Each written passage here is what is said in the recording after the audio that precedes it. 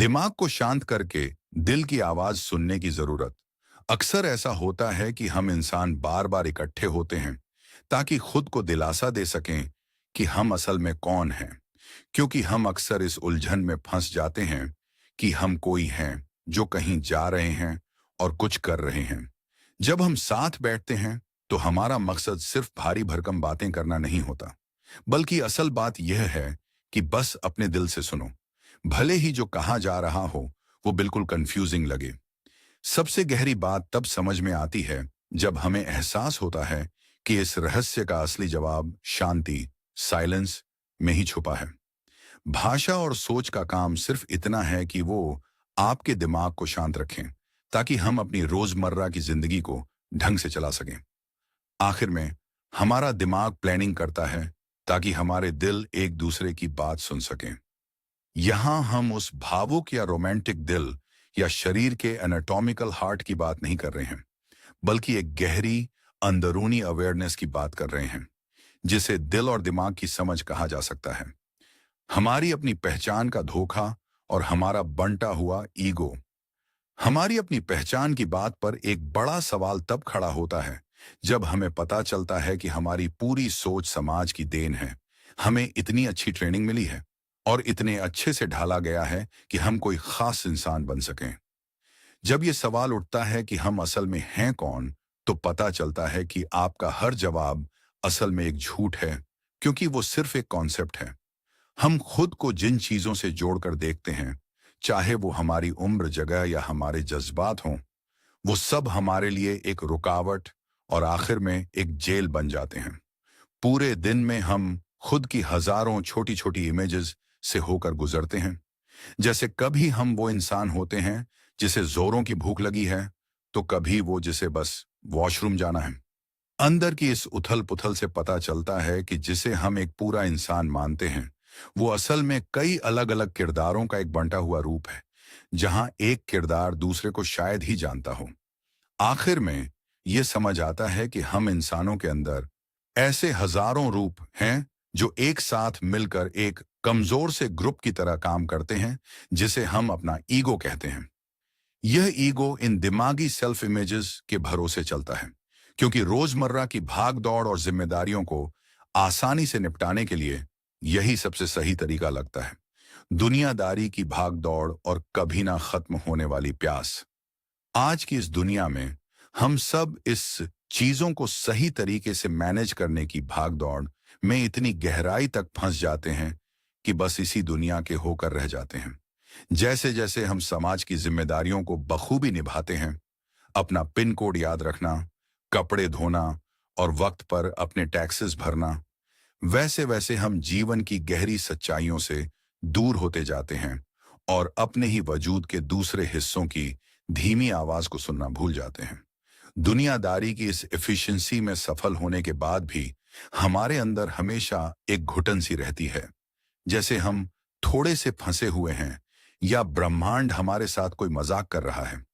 ये बेचैनी हमें समाज के बुने हुए उन झूठे सपनों के पीछे भगाती रहती है, जहां हमें लगता है कि एक डिग्री, एक नौकरी और एक घर मिल गया तो आप खुश हो जाएंगे। फिर भी ये दौड़ कभी खत्म नहीं होती। अगर हमें कोई बहुत शानदार अनुभव भी मिल जाए, तो दिमाग कहता है, क्या थोड़ा परफ्यूम ऑयल होता तो मजा दोगुना नहीं हो जाता। फिर अगरबत्ती, शराब और म्यूजिक की मांग शुरू हो जाती है। संतुष्टि के वो छोटे पल जहां लगता है कि बस यही है, इतना ही काफी है, वो पलक झपकते ही गायब हो जाते हैं और रेत की तरह हाथों से फिसल जाते हैं।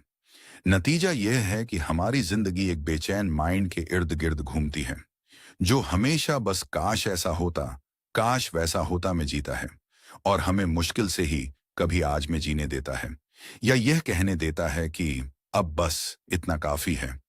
कुछ ढूंढने का धोखा और आज के पल की सच्चाई। हम अक्सर यह मान लेते हैं कि हमें जानबूझकर समझदारी, विजडम इकट्ठी करने की कोशिश करनी चाहिए, लेकिन सच तो यह है कि आपको जो कुछ भी जानने की जरूरत है वो आप पहले से ही जानते हैं। ज्ञान बटोरने की यह पूरी सोच ही असल में गलत है, क्योंकि आपके दिमाग में यह जो मॉडल बैठा है कि आप कुछ इकट्ठा कर रहे हैं, वही आपको आज में जीने से रोक रहा है। हमेशा आगे भागते रहने की यह लत इस धोखे से पैदा होती है कि हम कोई खास इंसान है जो कहीं पहुंचने वाला है।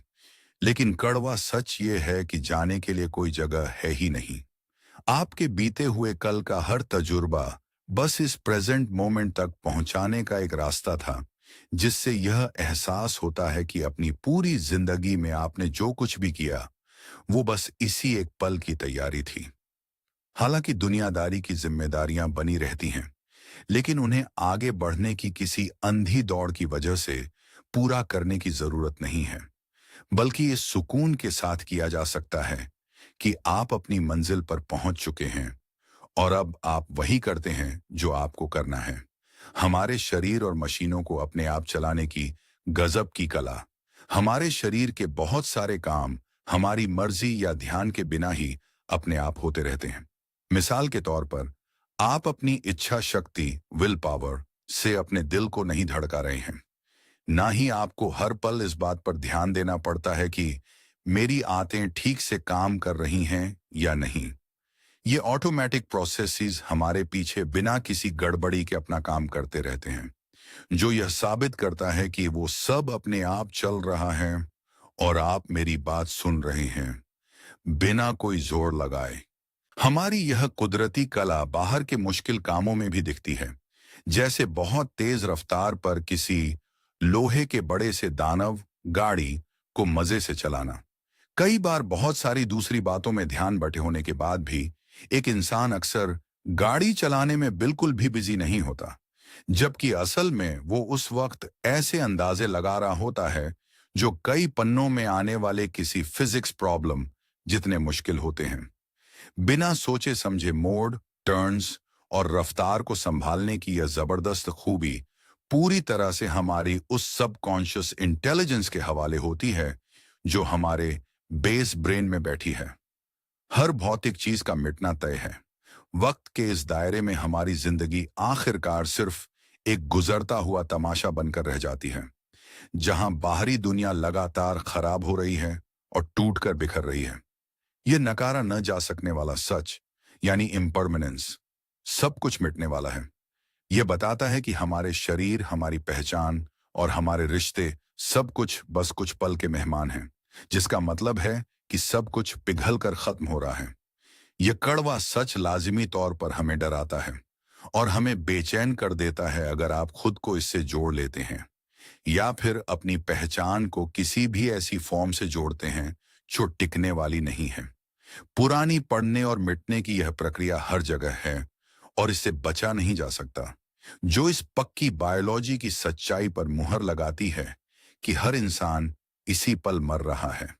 हम चाहे कितने भी अच्छे हेल्थ रूटीन आजमा लें या अपने लाइफस्टाइल में कितने ही बदलाव क्यों ना कर लें, शरीर का यह ढलना असल में हमारे सिस्टम के अंदर ही फिट है। चीजों से लगाव या शरीर की ताकत आखिर में उन्हीं पुराने भूले बिसरे साम्राज्यों की तरह मिट्टी में मिल जाती है, जहां अंत में कुछ भी बाकी नहीं बचता। दिमाग का खेल और हमारे दुखों की असली वजह, हमारी जिंदगी की इस बड़ी परेशानी की सबसे मुख्य वजह तब पैदा होती है जब हम यह सोचने में उलझे रहते हैं कि आप कोई हैं जो कहीं जा रहा है, कुछ कर रहा है, जिसका आगे चलकर कोई बहुत बड़ा नतीजा निकलेगा। दुख का कारण बस इतना सा ही है। ये बात पुराने ज्ञानियों की उस सोच से बिल्कुल मेल खाती है कि असल में दुख की वजह दिमाग का चीजों से चिपकना, क्लिंगिंग है। जब भी हम उन चीजों को मुट्ठी में कसने की कोशिश करते हैं जो पल भर में गायब हो जाती हैं, तो ये बात शीशे की तरह साफ हो जाती है कि अगर आपका दिमाग किसी भी चीज से चिपकता है तो वो चिपचिपाहट ही सब कुछ है। आप किसी चीज को पकड़ रहे हैं, उसे रोके रखने की कोशिश कर रहे हैं और वो चीज आपके पैरों तले से खिसक कर बदल रही है।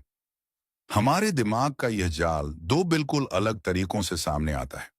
यह तब भी होता है जब आपको अपनी मनचाही चीज मिल जाती है और आप उसे हमेशा के लिए अपना बनाकर रखना चाहते हैं, या फिर इसके उलट, जब आपके सामने वो चीज आती है जिसे आप बिल्कुल नहीं चाहते और आप बस उससे पीछा छुड़ाना चाहते हैं।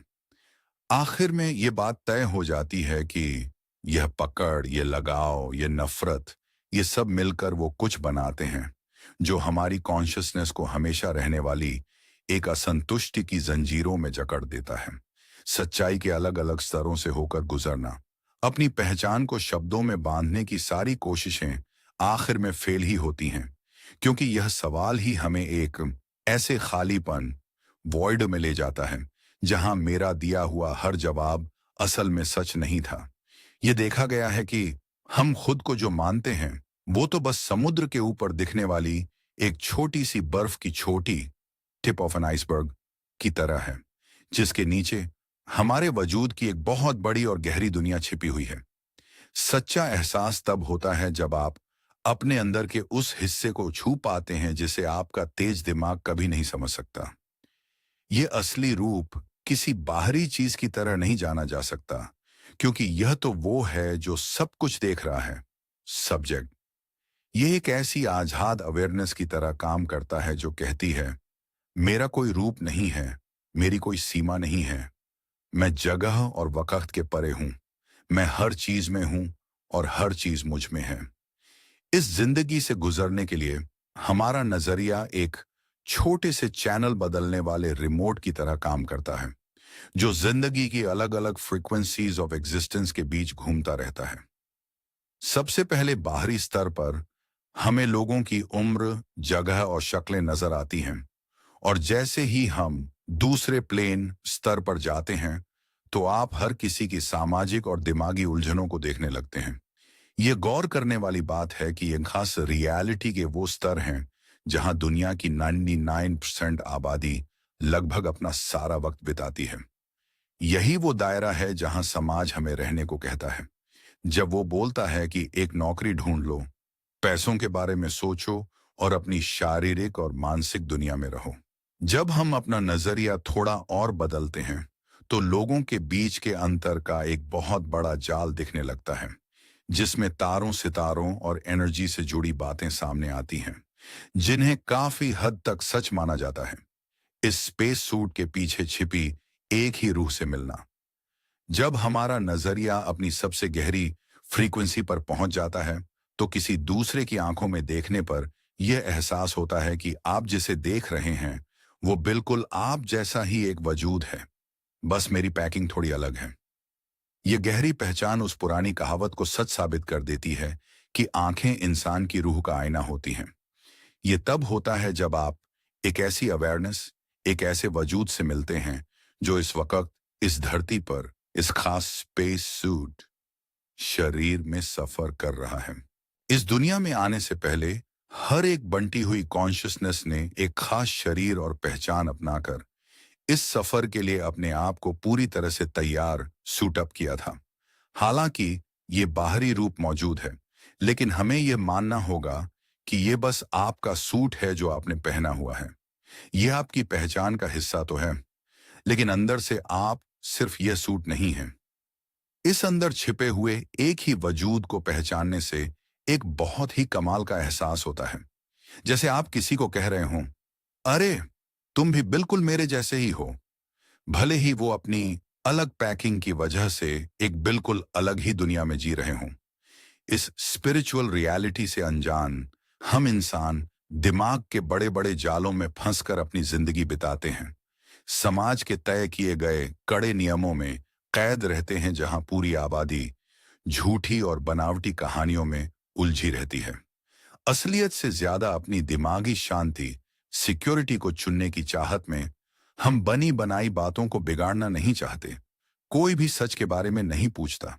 इसी का नतीजा है कि लोगों का आपस में मिलना जुलना अक्सर एक खोखला दिखावा बन जाता है, जहां हर इंसान लगातार इस ताक में रहता है कि दूसरा उसे क्या समझता है, और हम बस एक दूसरे को आजमाते रहते हैं, बजाय इसके कि हम इस बाहरी शरीर के नीचे छिपी एक ही रूह की इज्जत करें। असली पहचान, बनाने वाला, क्रिएटर, या बनी हुई चीज, क्रिएशन। जब नजरिए को थोड़ा और साफ किया जाता है, या अगर आप उस डायल को एक बार और घुमाते हैं, तो इंसानों का आपसी मेल जोल एक ऐसी हालत में बदल जाता है जहां आपको एहसास होता है कि मैं खुद को ही खुद की तरफ देखते हुए देख रहा हूं। यह गहरी और बेजोड़ समझ, नॉन ड्यूअल अवेयरनेस, ये बताती है कि आखिर में हम सब में बस एक ही है, और अलग अलग होने के इस धोखे के बावजूद हम सिर्फ बहुत सारे दिखाई देते हैं।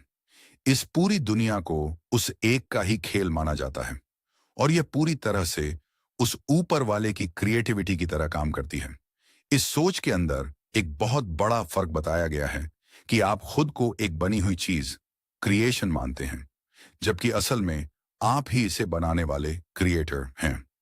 इसके बाद एक गहरा एहसास होता है कि आपके पास यह चुनने का हक है कि आप खुद को इस दुनिया को बनाने वाले क्रिएटर की तरह देखना चाहते हैं या नहीं। यह चेतावनी भी दी गई है कि जब तक आप खुद को सिर्फ एक बनी हुई चीज मानते रहेंगे, तब तक आपके साथ खिलवाड़ होता रहेगा और आप बस कुछ बने बनाए नियमों का हिस्सा बनकर रह जाएंगे, जहां आपकी खुद की कोई मर्जी नहीं चलेगी। खुद के कंट्रोल होने का यह धोखा इस सच से टूट जाता है कि आप खुद को जो मानते हैं, उसके पास कोई अपनी आजद मर्जी, फ्री विल नहीं है, लेकिन आप असल में जो हैं, उसके पास इस पूरे ब्रह्मांड की सारी आजादी है। आखिर में सच्ची लिबरेशन के लिए एक इंसान को इस सच को अपनाना होगा कि आपने खुद को ही बनाया है, यह पहचानते हुए कि यह जो हमारी पर्सनैलिटी है, वो सिर्फ एक बनी हुई चीज है, जबकि हमारी गहरी कॉन्शियसनेस ही अनंत क्रिएटर है। अपने दिल की समझ से असली आध्यात्मिक सच को पहचानना। जब हम आध्यात्मिक दुनिया से मदद ढूंढते हैं, तो एक बहुत बड़ी गलतफहमी यह होती है कि जिन आत्माओं का कोई शरीर नहीं है, उन्हें सब कुछ पता होता है। हम यह मान बैठते हैं कि जिसके पास शरीर नहीं है, उसे तो सब मालूम ही होगा। लेकिन यह चेतावनी भी दी गई है कि बिना शरीर वाले सब लोग समझदार, वाइज नहीं होते। अक्सर आध्यात्मिक दुनिया में ऐसे बहुत से अच्छी नीयत वाले आम लोग भरे पड़े हैं जो मर चुके हैं और दूसरों का भला करना चाहते हैं, लेकिन उन्हें खुद कुछ नहीं पता। हमारे इस शरीर वाली जिंदगी से उस रूहानी जिंदगी में जाने का मतलब सिर्फ हमारी अवेयरनेस का आगे बढ़ना है। इसका मतलब है कि हमारे अधूरे डर या गलत सोच वहां भी हमारे साथ रहते हैं। मिसाल के तौर पर, अगर आप धरती पर दुनिया के खत्म होने, एपोकलिप्स से डरते थे, तो शायद आप स्वर्ग में भी किसी ऐसे स्तर, प्लेन पर होंगे जहां आपको इसी बात का डर सता रहा होगा, क्योंकि हमारा चालाक दिमाग इन आत्माओं से बात करने, चैनलिंग के तरीके को पूरी तरह से नकार देगा। इसलिए यह बात तय है कि आप उन्हें अपने दिमाग से नहीं समझ सकते। इसीलिए इन दुनियाओं से जुड़ने के लिए एक अलग नजरिए की जरूरत होती है, जो यह कहता है कि आपको बिना शरीर वाली इन आत्माओं पर अपने दिल से भरोसा करना होगा। आखिर में यह बात कोई मायने नहीं रखती कि यह ज्ञान कहां से आ रहा है, जब तक कि आपके अंदर की सबसे बड़ी चाहत यह हो कि मुझे बस सच चाहिए, मुझे असली चीज चाहिए। किसी भी स्पिरिचुअल विजडम को तौलने का सबसे बड़ा पैमाना आपके अंदर की वो गूंज है, जो आखिर में आपको इस नतीजे पर लाती है कि मैं अपने दिल से तय करूंगा कि यह बात सही है या नहीं।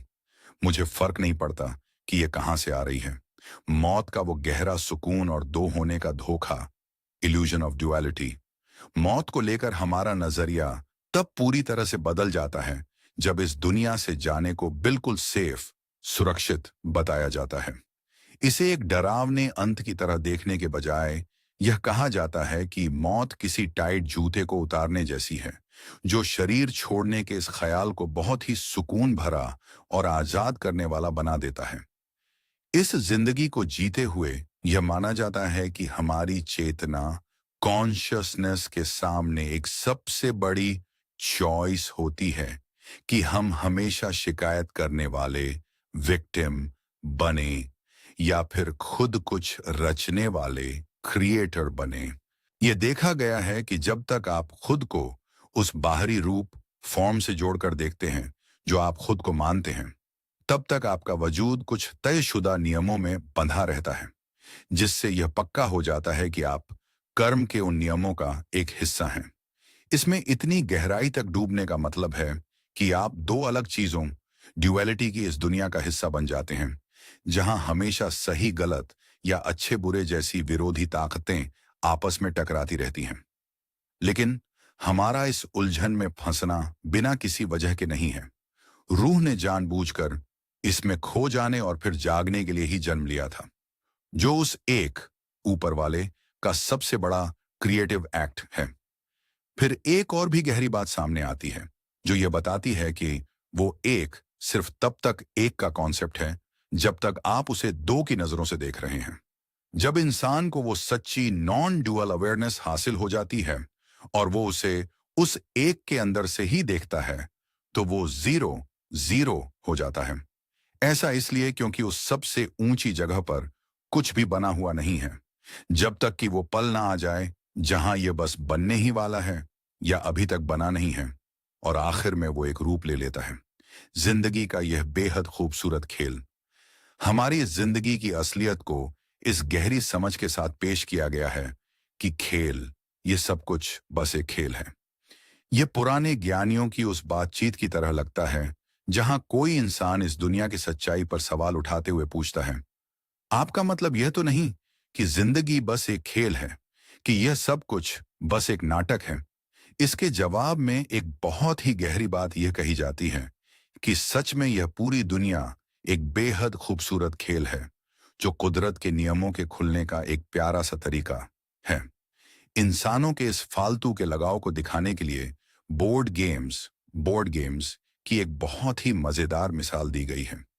यह बताया गया है कि जब आप लूडो या मोनोपोली खेलते हैं, तो आप यह नहीं सोचते कि आप वो छोटी सी गोटी हैं। लेकिन हम इंसानों की सबसे बड़ी इल्यूजन यह है कि जब आप जिंदगी का खेल खेलते हैं, तो आपको लगता है कि आप ये शरीर हैं। यह एक अजीब सा भटकाव पैदा कर देता है, जहां खेलने वाला गलती से अपनी पूरी पहचान इस थोड़े दिन के शारीरिक रूप एविटार से जोड़ लेता है। वो यह सोचने लगता है कि वो बस एक घर से दूसरे घर या एक गली से दूसरी गली जा रहा है, बजाय इसके कि वो उस असली और बड़े खेल को समझे जो चल रहा है। बस कुछ पल के नशे, गेटिंग हाई, से बेहतर सच्ची आजादी को चुनना। जागने की शुरुआत अक्सर नजरिए में एक बहुत बड़े बदलाव से होती है, जो पूरी तरह से यह साबित कर देता है कि मैं वो तो बिल्कुल नहीं था जो मैं खुद को समझता था, और वो भी बहुत अजीब तरीके से। इस बात का एहसास होने से पहले हम अक्सर सालों साल खुद को वही इंसान मानकर पागलों की तरह दुखी रहने में गुजार देते हैं। सिर्फ समाज में मिली कामयाबी या थेरेपी के भरोसे बैठना अक्सर काम नहीं आता, क्योंकि ये शारीरिक और दिमागी दुनिया कोई बहुत मजेदार जगह नहीं थी। इस बंधी हुई पहचान से आजाद होने पर एक बहुत ही गहरा एहसास होता है, जहां मुझे यह महसूस हुआ कि मैं अपने घर पहुंच गया हूं, अब सब ठीक है, मैं आजाद हूं। यह एहसास इंसान को उस पुरानी पहचान से पूरी तरह बाहर फेंक देता है जो वो खुद को मानता था। इस आजादी का पहला स्वाद चखने के बाद इंसान तरह तरह के तरीकों, नशों या माहौल के जरिए हमेशा हाई, एक नशे या खुमारी में रहने की दौड़ में लग जाता है। लेकिन इन थोड़े पल की खुशियों के पीछे भागने की सबसे बड़ी खराबी यह है कि जहां हाई ऊपर है, वहां लो नीचे भी है। आप ऊपर जाते हैं और फिर यो यो खिलौने की तरह नीचे आ जाते हैं। वक्त के साथ उस जरूरी स्पिरिचुअल मैचुरेशन से यह बात साफ हो जाती है कि जिंदगी का खेल हाई होना, नशे में रहना नहीं था, बल्कि असल खेल आजाद होना था। इसके बाद इंसान इन थोड़े पल के नशों के पीछे भागना छोड़ देता है और एक हमेशा रहने वाली सच्ची आजादी, लिबरेशन की तरफ बढ़ जाता है। कुदरत के नियम और इंसानी दर्द, एम्पैथी के बीच तालमेल बिठाना। रूहानी ज्ञान की दुनिया में जिंदगी को देखने के नजरिए की सबसे बड़ी उलझन इस बात में सिमटी है कि खड़े होने के लिए कोई एक जगह है ही नहीं। जब आप मोह माया से दूर एक बहुत ऊंची जगह से सब कुछ देखते हैं, तो आप इस पूरे ब्रह्मांड के काम करने का तरीका समझ पाते हैं, जहां आप बस यह देखते हैं कि कुदरत के नियम कितनी खूबसूरती से काम कर रहे हैं। उस बहुत ऊंचे स्तर पर जाकर यह एहसास होता है कि जिस भी चीज का कोई रूप, फॉर्म है, वो एक नियम के तहत काम कर रही है। इससे हम इस नतीजे पर पहुंचते हैं कि सब कुछ एकदम परफेक्ट, सही है। लेकिन इंसानों के दर्द और तकलीफों को इतनी दूर से देखकर बस यह कह देना कि ये तो इनका कर्म है, यही इनका परफेक्ट कर्मा है, आपको एक बहुत ही रूखी और ठंडी जगह पर लाकर खड़ा कर देता है, जहां कोई जज्बात नहीं है। दूसरी तरफ, जब आप वापस नीचे आकर एक इंसान के दिल से सोचते हैं, तो आपको बहुत दर्द होता है जब आप अपने आसपास फैले इस दुख को देखते हैं और ये आपको अंदर तक झकझोर देता है। इस इंसानी दर्द वाले नजरिए से देखने पर हर तरफ बस एक गहरा दुख नजर आता है और हर शरीर फॉर्म में आपको ऐसा लगता है जैसे वो किसी जेल में कैद है। आखिर में यह बात समझ आती है कि अगर आप इन दोनों में से किसी भी एक जगह खड़े हैं तो इसका मतलब है कि आप कहीं रुके हुए हैं। सच्ची अवेयरनेस वो है जो ब्रह्मांड की उस खूबसूरती, परफेक्शन और इंसानों की इस दर्द भरी सच्चाई दोनों को एक साथ अपने अंदर समेट ले और किसी एक ही सच पर टिके रहने की जरूरत से आजाद हो जाए। अपनी जिंदगी से भागने के बजाय उसे गले लगाना। यह बात तय है कि एक इंसान एक ही वक्त पर बहुत सी चीजें होता है। यह मानना होगा कि आप एक रूहानी वजूद, एस्ट्रल एंटिटी हैं, आप एक दिमागी वजूद हैं, आप एक शारीरिक वजूद हैं, आप रसायनों और बिजली के झटकों का एक तालमेल हैं, आप एक धोखा, इल्यूजन हैं, और ये सब बातें एक बराबर सच हैं। पहचान की इन अलग अलग परतों को संभालने की पहली कोशिश में अक्सर यह सवाल उठता है कि आप इन सब के साथ कैसे जीते हैं। क्या आप एक एक करके ऐसा करते हैं जैसे अब मैं शरीर हूं, अब मैं आत्मा हूं, मैं हाई हो गया, फिर मैं नीचे आ गया। क्या आप शुरू में ऐसा ही करते हैं?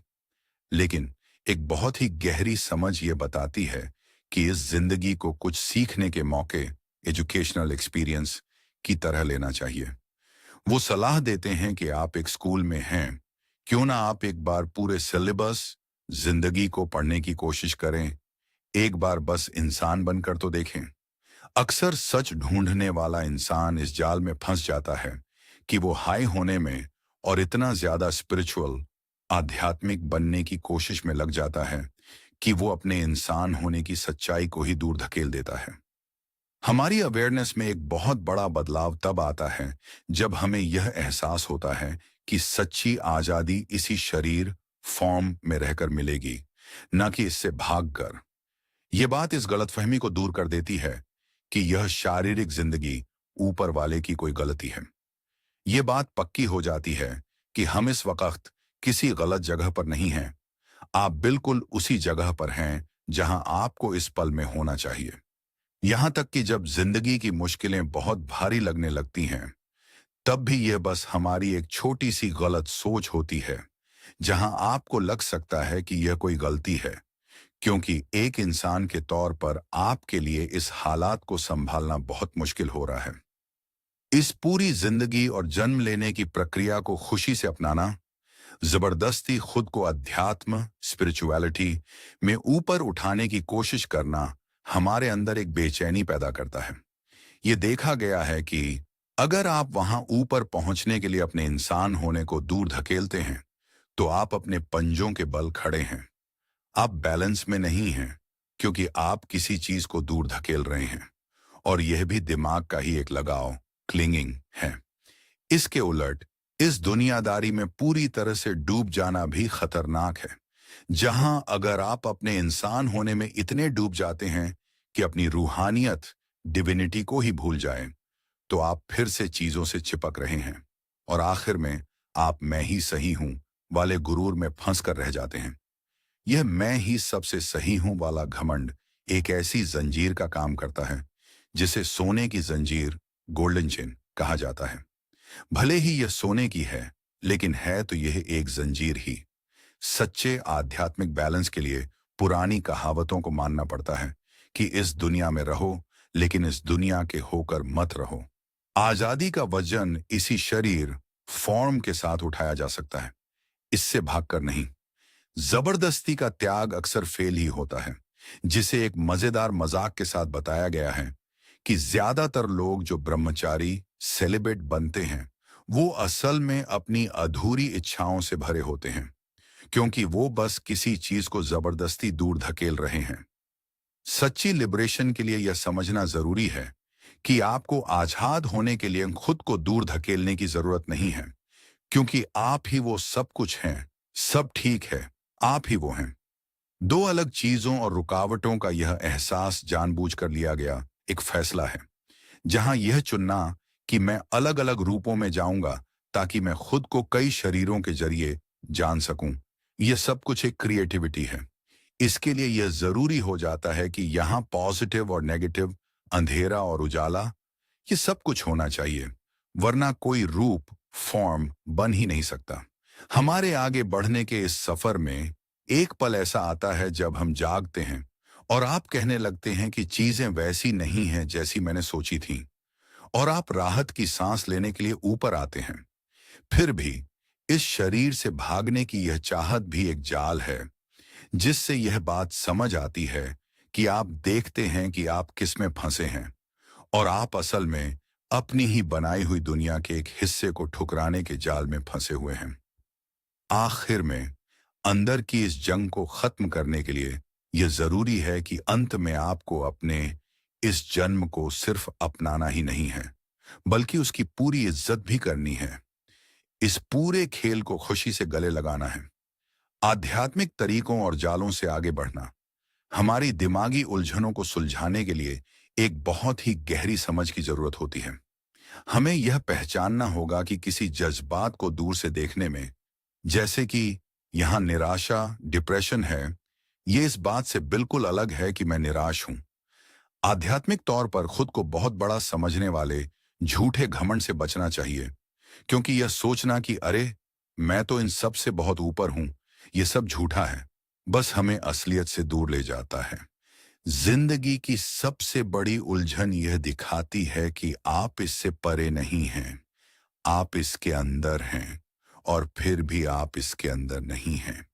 इसके लिए हमें जिंदगी की इस उलझी हुई सच्चाई को अपनाना होगा और कुछ बुनियादी सवाल पूछने होंगे, जैसे कि क्या आप एक शरीर, फॉर्म हैं या आप बेरूप हैं? दोनों। क्या आप आजाद हैं या आप नियमों में बंधे हैं? दोनों। असली स्पिरिचुअल चैलेंज यह जवाब ढूंढने में है कि क्या यह दुनिया एकदम परफेक्ट, सही है, या फिर इसमें बदबू आती है? क्या यहाँ कुछ करने को है या कुछ भी करने को नहीं है? दोनों।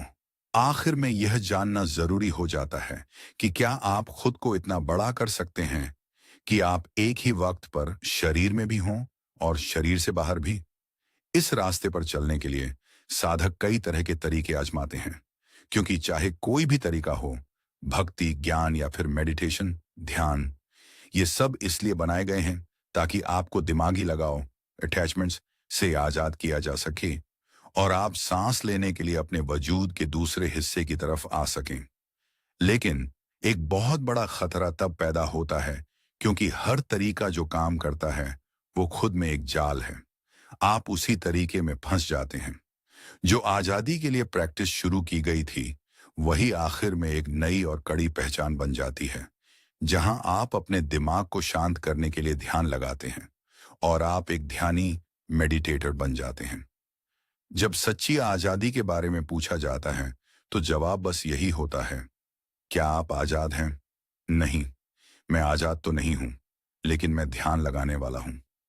यह जाल इतना गहरा है कि ऐसे बहुत से लोग हैं जो 40 साल से ध्यान लगा रहे हैं और वो बस अपने ही तरीके, मेथड में फंस कर रह गए हैं।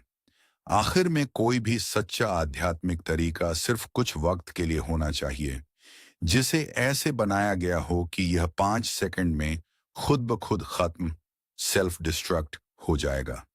आप इसे इस्तेमाल करते हैं, इससे बाहर निकलते हैं और फिर आप उस तरीके से भी बहुत आगे निकल जाते हैं।